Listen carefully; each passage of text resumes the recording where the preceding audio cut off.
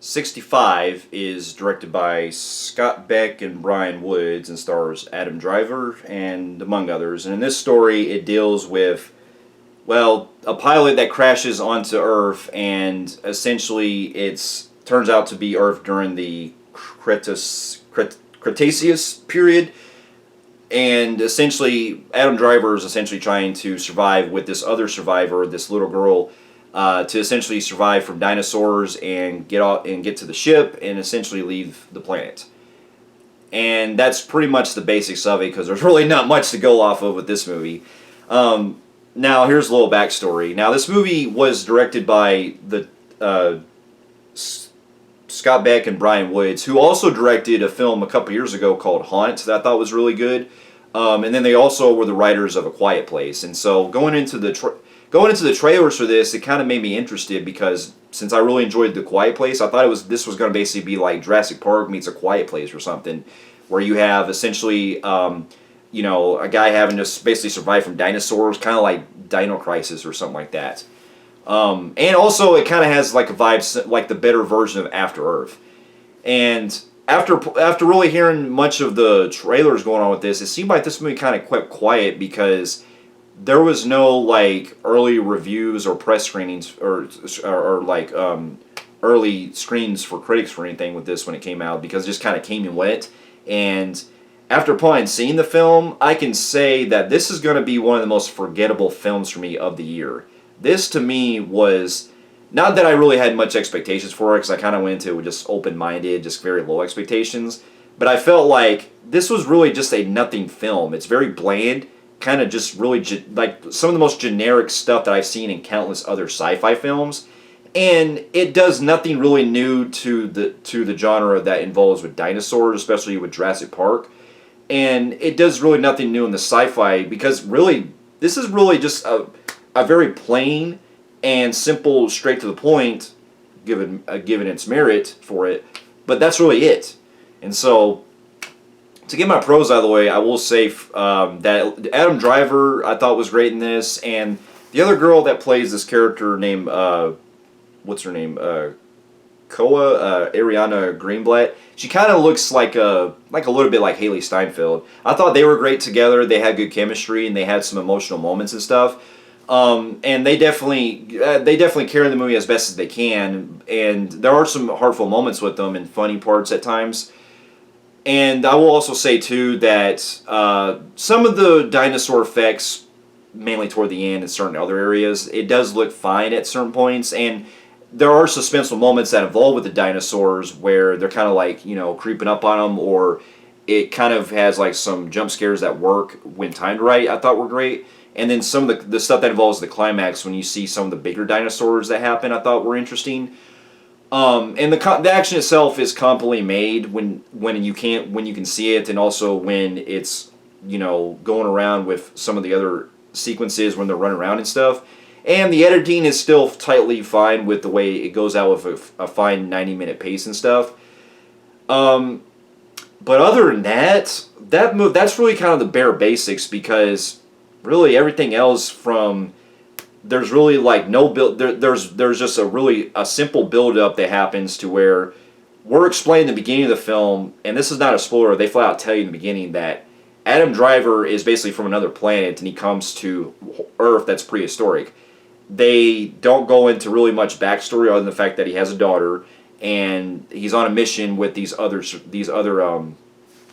passengers that are on the ship and everything, on a mission to essentially save his daughter and stuff like that from something that's going on with her. But other than that, I mean, we really don't really know what's going on with really much about Adam Driver's character, or really any of these other passengers that are in there, or even really what he does for this kind of mission and stuff.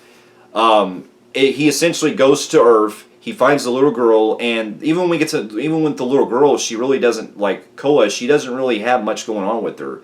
She speaks a different language, so she's basically like the equivalent of Mila Jovovich's character from A Fifth Element, in that she's trying to, kind of adapt to certain things that Adam Driver is telling her and stuff.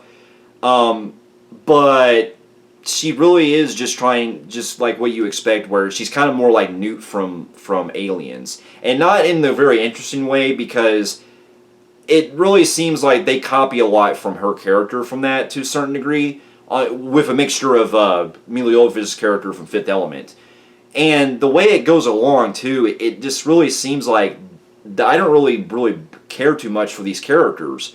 Because other than some, like, touchful moments that they have and some, like, funny moments that they have together, there's really, like, as the movie goes along, I'm just not really feeling anything for it. And even with the movie being at a very, quick pace, everything goes by so fast to where there's really not enough time to really get to know the characters, and even with the world itself that they're really doing with, with it being prehistoric Earth and stuff like that.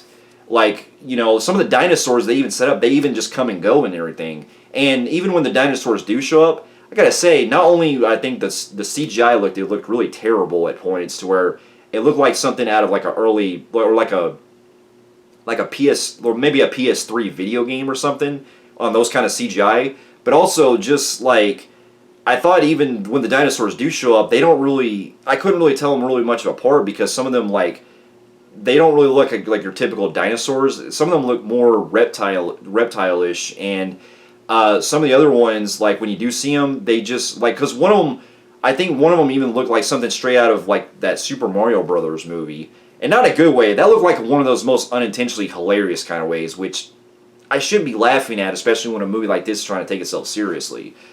And then on top of that, even the dinosaurs do show up, there is action that can be found, but even that I have an issue with, because some of the action scenes, they feel like they're, kind of cutting away, because there's sequences where Adam Driver is shooting the dinosaurs, then it cuts away to Koa basically just running off, and she does that twice throughout the movie. And there's a few sequences where they get separated a lot, and they kind of rinse and repeat with that throughout the film. And I think it just becomes very, it just has that very blah feeling where I'm just not really caring what's happening. So, yeah, this is going to be one of those movies to where it's really simple to the point, but it's still not enough to really do much as far as an entertaining sci-fi film. Because it goes into territory that I predicted where it was going to go, and even though it's watchable at times, it's still nothing that I've seen before with other films. And it just really feels like was made just to kind of just dish out that Sony wanted to put out there, and not really do much. And the movie's already not really doing well in theaters, so I can see why a film like this is really not doing too well. And so with that being said, there's more I can go into detail, but there's really nothing else to really comment on, because I just really felt myself this is something I'm not going to remember probably for the rest of the year, and this is going to be one that I don't even know if it'll make either my dishonorable mentions or whatever.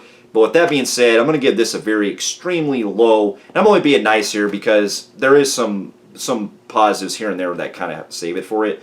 I'm going to give it a very extremely low average Joe on the Film Freaks meter. I would have given a high disaster, but because there were certain aspects for it that kept it from being really completely forgettable, or sorry, completely bad, because it didn't really put me in basically a very middle ground state where I'm not angry, but I'm not very pleased too much either. So it just falls like really below average. So for those of you who have also seen 65, let me know in the comments below what you thought about it, and thank you so much for watching, and I'll see you in my next review. I'll see you later.